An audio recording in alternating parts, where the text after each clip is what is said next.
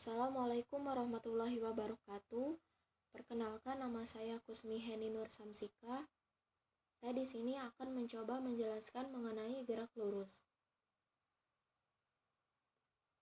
Nah, materi yang akan dibahas diantaranya yang pertama ada besaran-besaran pada gerak lurus, yang kedua gerak lurus beraturan atau GLB, dan gerak lurus berubah beraturan atau GLBB, dan yang ketiga ada gerak vertikal.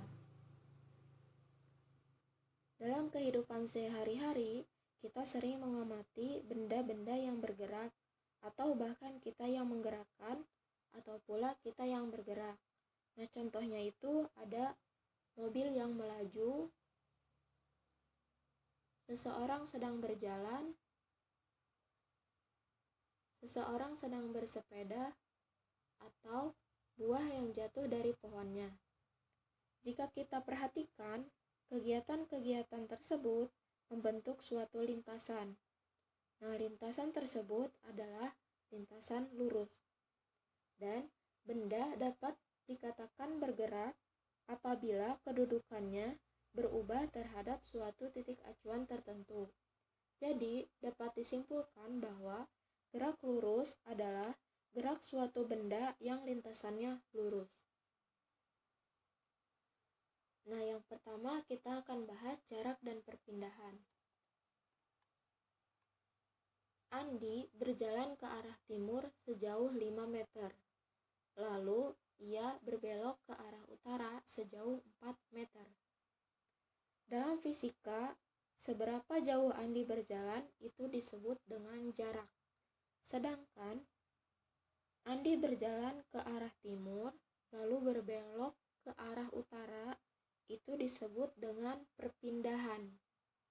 Jadi, jarak merupakan panjang lintasan yang ditempuh oleh suatu benda dalam selang waktu tertentu dan merupakan besaran skalar. Sedangkan perpindahan adalah perubahan kedudukan suatu benda dalam selang waktu tertentu dan merupakan besaran vektor.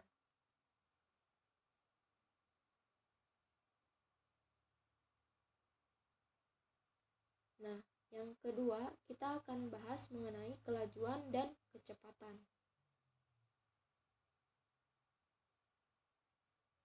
Perhatikan ilustrasi berikut. Andi berjalan dengan kelajuan 2 meter per sekon. Itu merupakan contoh dari kelajuan. Jadi, kelajuan adalah cepat lambatnya perubahan jarak terhadap waktu. Yang kedua, Andi berjalan dengan kecepatan 2 meter per sekon ke arah kanan. Itu merupakan contoh kecepatan. Jadi, kecepatan adalah cepat lambatnya perubahan kedudukan suatu benda terhadap waktu dan merupakan besaran vektor, sehingga memiliki arah. Jadi, yang membedakan kelajuan dan kecepatan adalah kecepatan itu mempunyai arah.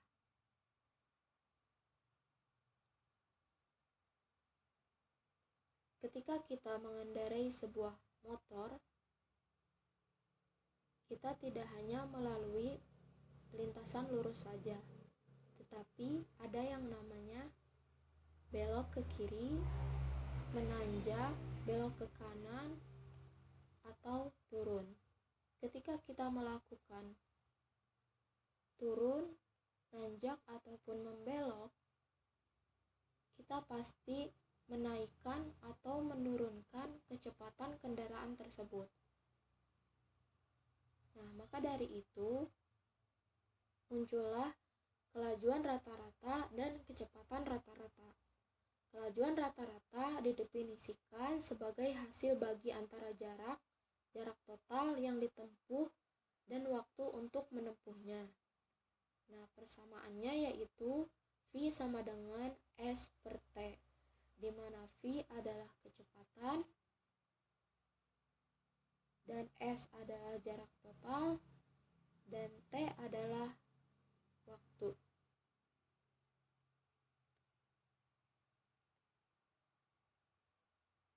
Yang Yang kedua, kecepatan rata-rata. Kecepatan rata-rata adalah hasil bagi antara perpindahan dan selang waktunya. Persamaannya yaitu karena kecepatan merupakan besaran vektor, V-nya mempunyai panah. Ini menandakan besaran vektor, yaitu V sama dengan delta S per delta T sama dengan dimana delta S itu S2 dikurangi S1 dan delta T itu T2 dikurangi T1. Nah, kecepatan mempunyai kecepatan sesaat.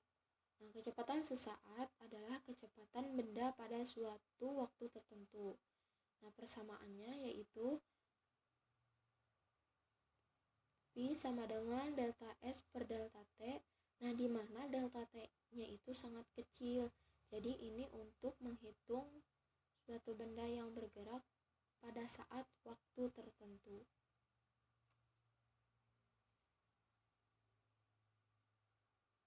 Nah, selanjutnya kita akan bahas tentang percepatan. Percepatan adalah perubahan kecepatan dan atau arah dalam selang waktu tertentu. Percepatan merupakan besaran vektor. Jadi, percepatan itu perubahan kecepatan suatu benda dalam waktu tertentu.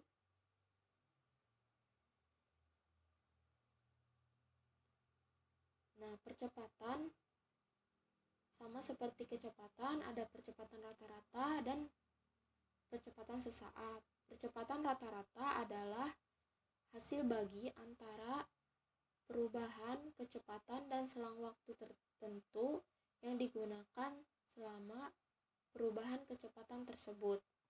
Nah, untuk persamaannya yaitu karena percepatan itu merupakan besaran vektor, maka A-nya itu ada panahnya.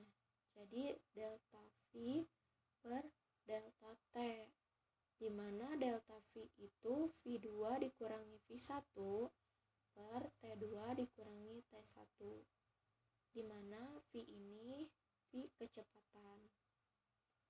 Nah, sedangkan percepatan sesaat adalah perubahan kecepatan dalam waktu yang sangat singkat. Persamaannya yaitu A sama dengan delta V per delta T untuk delta T-nya yang sangat kecil. Ini bisa saja mendekati 0.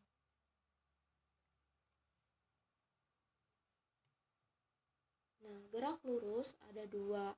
Yang pertama ada gerak lurus beraturan GLB dan gerak lurus berubah beraturan atau GLBB. Nah, kita akan bahas gerak lurus beraturan terlebih dahulu atau GLB. Gerak lurus beraturan merupakan gerak suatu benda pada lintasan lurus dengan kelajuan tetap pada GLB, percepatannya itu 0. Nah, untuk persamaannya yaitu S sama dengan V kali T, di mana S adalah total jarak benda, V itu kecepatan benda, T itu selang waktu, atau V sama dengan S per T. Nah, grafik jarak terhadap waktu pada GLB dapat ditunjukkan pada gambar di samping.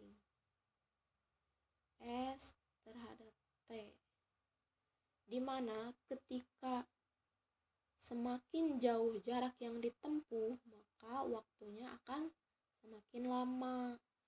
Jadi grafik ini menunjukkan jika jarak itu semakin jauh, maka waktu yang ditempuh akan semakin lama.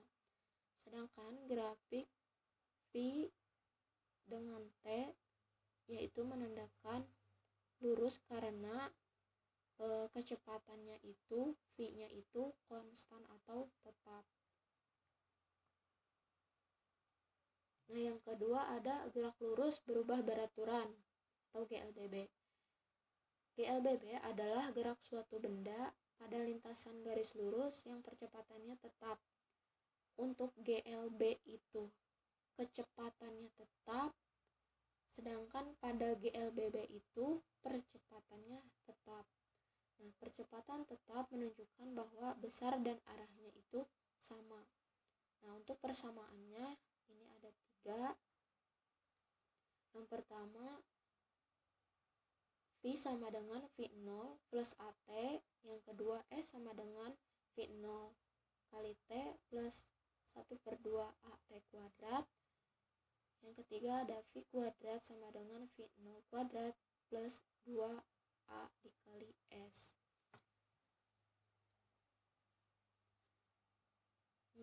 V itu kecepatan, sedangkan V0 itu kecepatan awal, A itu percepatan, dan T itu waktu, sedangkan S itu adalah jarak.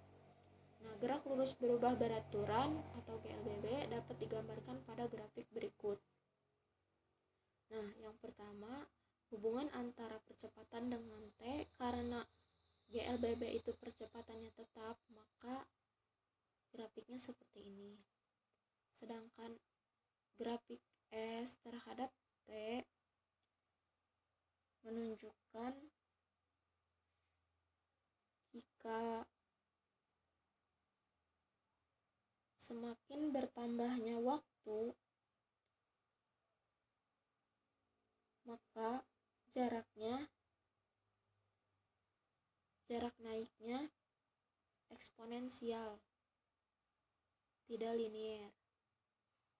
Nah, ini makanya bentuknya seperti ini.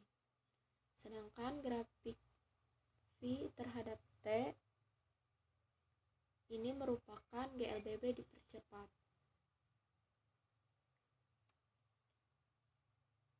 Nah, pembahasan selanjutnya yaitu mengenai gerak vertikal. Gerak vertikal diantaranya yaitu gerak jatuh bebas atau GJB. Gerak jatuh bebas adalah gerak suatu benda dari ketinggian tertentu tanpa kecepatan awal.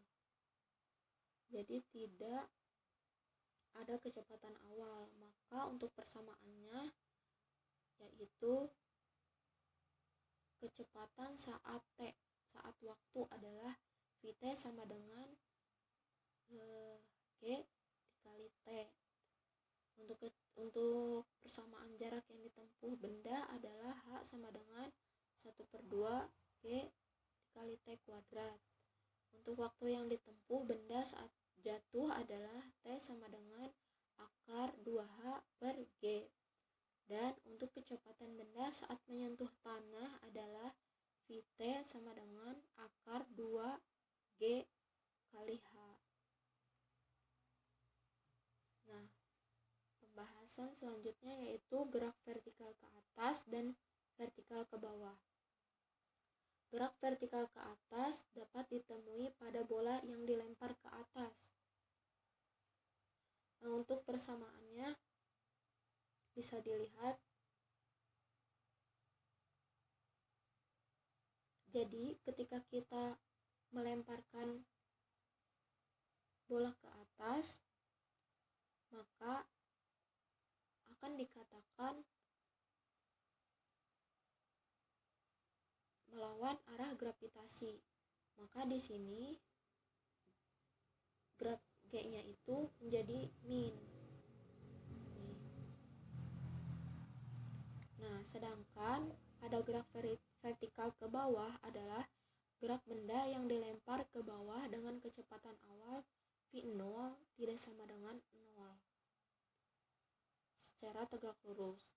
Nah, perbedaannya pada vertikal ke atas itu gravitasinya arah bendanya melawan gravitasi, sedangkan pada vertikal ke bawah itu searah dengan arah gravitasi. Makanya di sini plus. Nah, mungkin pembahasan untuk gerak lurus cukup sekian. Mohon maaf apabila ada kesalahan dan kurang jelas. Wabillahi taufiq wal hidayah. Wassalamualaikum warahmatullahi wabarakatuh.